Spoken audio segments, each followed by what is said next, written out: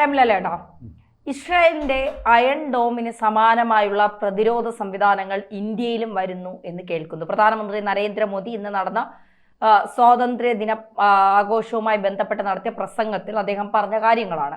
എന്താണ് ഈ അയൺ ഡോമിനെ പോലെയുള്ള വ്യോമ പ്രതിരോധ സംവിധാനം എന്ന് പറയുമ്പോൾ ഇന്ത്യയുടെ പ്രതിരോധ മന്ത്രാലയം ഉദ്ദേശിക്കുന്നത് എന്താണ്?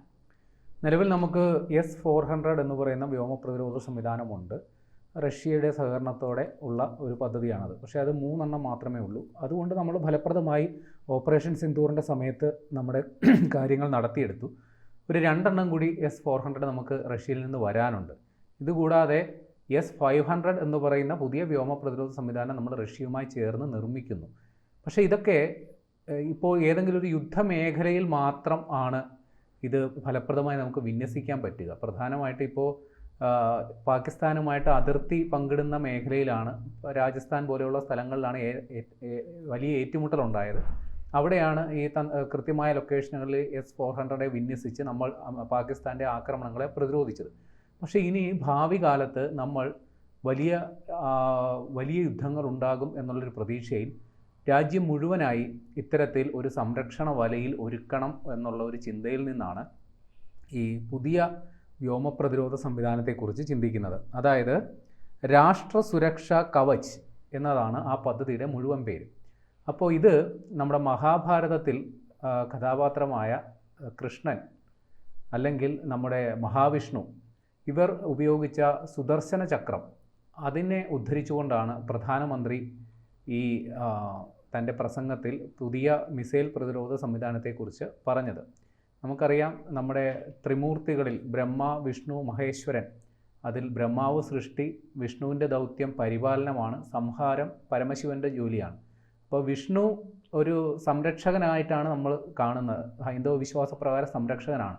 അങ്ങനെയുള്ള സംരക്ഷകനായ വിഷ്ണു പക്ഷേ തൻ്റെ എതിരാളികൾ, തൻ്റെ പ്രജകൾക്ക് ബുദ്ധിമുട്ടുണ്ടാക്കുന്ന സമയത്ത് തൻ്റെ രൗദ്രഭാവം എടുക്കും. സുദർശന ചക്രമാണ് വിഷ്ണുവിൻ്റെ ആയുധം.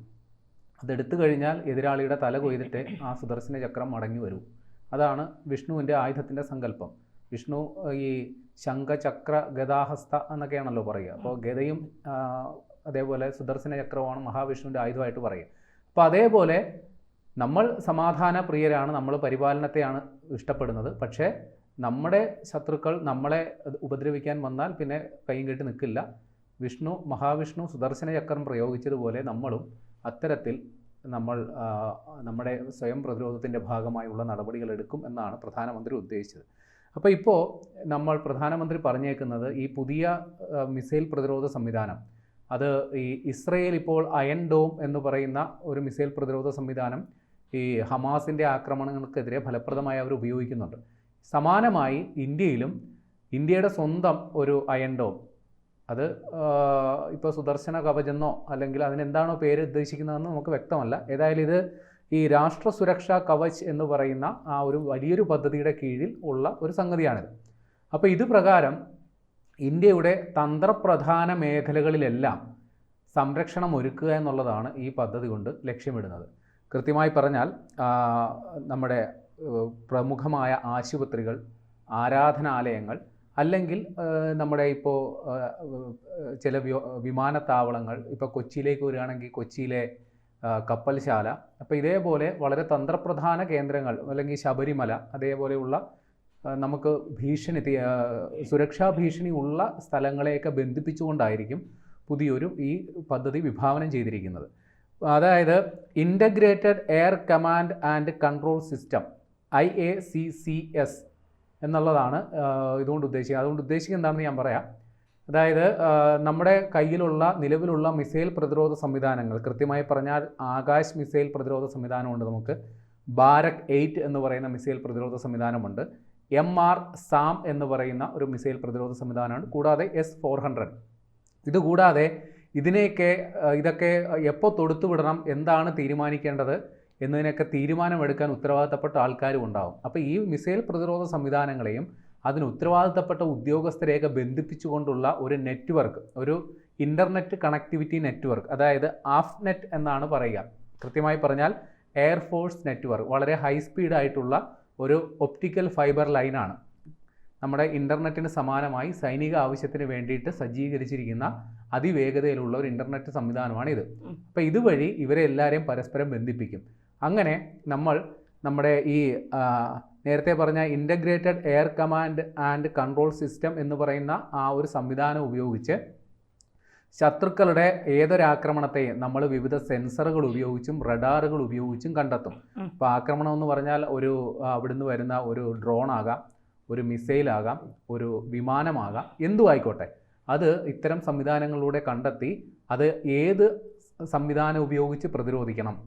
അതിപ്പോൾ ഒരു മിസൈൽ തൊടുത്തു വിട്ടിട്ടാണെങ്കിൽ അങ്ങനെ, ഒരു ഡ്രോൺ അയച്ചിട്ടാണെങ്കിൽ അങ്ങനെ, അല്ലെങ്കിൽ ഇനി ഒരു വിമാനം പുറപ്പെടേണ്ടതാണെങ്കിൽ അങ്ങനെ, അത്തരത്തിലുള്ള ഒരു പ്രതിരോധ സംവിധാനമായിരിക്കും നമ്മൾ ക്രമീകരിക്കുക. ഇത്തരത്തിൽ എല്ലാവരെയും ബന്ധപ്പെടുത്തിക്കൊണ്ട് ഉള്ള സംഗതിയായിരിക്കും ചെയ്യുക. ഇത് പ്രധാനമന്ത്രി ഇങ്ങനെ പറയാൻ പ്രസക്തമായൊരു സംഗതി കൂടിയുണ്ട്. ഇന്ത്യക്ക് സ്വാതന്ത്ര്യദിന ആഘോഷം ഓഗസ്റ്റ് 15-നാണെങ്കിൽ പാകിസ്ഥാൻ 14-ാം തീയതിയാണ് ആഘോഷിക്കുന്നത്. അവിടെ പാകിസ്ഥാൻ്റെ പ്രധാനമന്ത്രി ഷഹബാസ് ഷെരീഫ് അവരും അവരുടെ മിസൈൽ പ്രതിരോധ സംവിധാനങ്ങൾ ശക്തമാക്കുന്നതിനെക്കുറിച്ച് പറഞ്ഞിരുന്നു. അവർ ചൈനീസ് നിർമ്മിത സങ്കേതങ്ങളാണ് ഉപയോഗിക്കുന്നത്.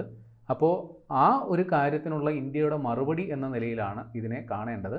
ഇത് പൂർണ്ണമായും ഇന്ത്യയുടെ സാങ്കേതിക സംവിധാനങ്ങൾ ഉപയോഗിച്ച് ഇന്ത്യയിൽ തന്നെ പൂർണ്ണമായും ഗവേഷണ വികസന പ്രവർത്തനങ്ങൾ നടത്തി ഇന്ത്യൻ സാധ്യതകൾ, ഇന്ത്യൻ സൗകര്യങ്ങൾ, ഇന്ത്യൻ സങ്കേതങ്ങൾ ഉപയോഗിച്ച് നിർമ്മിക്കുന്ന ഒരു മിസൈൽ പ്രതിരോധ സംവിധാനം ആണ് എന്നുള്ളതാണ് ഈ സംഗീതത്തിൻ്റെ പ്രത്യേകത. പ്രധാനമന്ത്രി പറഞ്ഞത് ഇങ്ങനെയാണ്: ഭാവിയിലെ ആവശ്യങ്ങൾ കണ്ടുകൊണ്ട്, ഇന്നത്തെ ആവശ്യമല്ല, ഭാവിയിലെ ആവശ്യങ്ങൾ കണ്ടുകൊണ്ട് നമ്മൾ നമ്മുടെ സംവിധാനങ്ങൾ രൂപീകരിക്കും, അതനുസരിച്ചുള്ള തന്ത്രം രൂപീകരിക്കും, അനുസരിച്ചുള്ള ആയുധങ്ങൾ സജ്ജീകരിക്കും എന്നുള്ളതാണ് പറയുന്നത്. അതേപോലെ ഈ ഒരു സുദർശന ചക്രം എതിരാളിക്ക് നേരെ എത്ര കൃത്യതയോടെയാണോ എത്തുന്നത്, അതേ കൃത്യതയോടുകൂടി നമ്മുടെ നിലവിലെ മിസൈൽ പ്രതിരോധ സംവിധാനം ഉപയോഗിക്കാൻ വേണ്ടിയിട്ടുള്ള അതാണ് എന്നാണ് പ്രധാനമന്ത്രി പറയുന്നത്. അതേപോലെ തന്നെ ഇന്ത്യക്കെതിരെ ഏത് ടെക്നോളജി ഉപയോഗിച്ചോട്ടെ, ആ ടെക്നോളജിയെ മറികടക്കാൻ പറ്റുന്ന സാങ്കേതിക വിദ്യ അല്ലെങ്കിൽ അതിനെ മറികടക്കാൻ പറ്റുന്ന സാങ്കേതിക സംവിധാനം ഇന്ത്യക്കും ഉണ്ടാകും എന്നാണ് പറയുന്നത്. അപ്പോൾ നമ്മൾ കാത്തിരിക്കണം ഒരു 10 വർഷം കൂടി. 2035-ലായിരിക്കും ഇത്തരത്തിൽ ഒരു വിപുലമായ മിസൈൽ പ്രതിരോധ സംവിധാനം നമ്മൾ ഒരുക്കുക. അങ്ങ് കാശ്മീർ മുതൽ ഇങ്ങ് കന്യാകുമാരി വരെയുള്ള പ്രദേശങ്ങൾ ഈ പറയുന്ന പുതിയ പ്രതിരോധ കവചം, രാജ്യത്തിന് ഒരുക്കുന്ന ഒരു പ്രതിരോധ കവചം, ഒരു സുരക്ഷാ കവചം എന്ന നിലയിലായിരിക്കും ഈ പദ്ധതി. നമ്മൾ ഇപ്പോൾ കരുതുന്ന പോലെ നമ്മുടെ കൊച്ചിയിലോ അല്ലെങ്കിൽ നമ്മുടെ ശബരിമലയിലോ ഒക്കെ അതീവ സുരക്ഷാ പ്രാധാന്യമുള്ള സ്ഥലങ്ങളാണ്. ഒരുപക്ഷെ അവിടെയെല്ലാം ഇത്തരത്തിൽ ഉള്ള ഈ പ്രതിരോധ സംവിധാനങ്ങളുമായി ബന്ധപ്പെട്ടിട്ടുള്ള സാമഗ്രികൾ എത്തും എന്ന് തന്നെ വേണം നമ്മൾ കരുതാൻ.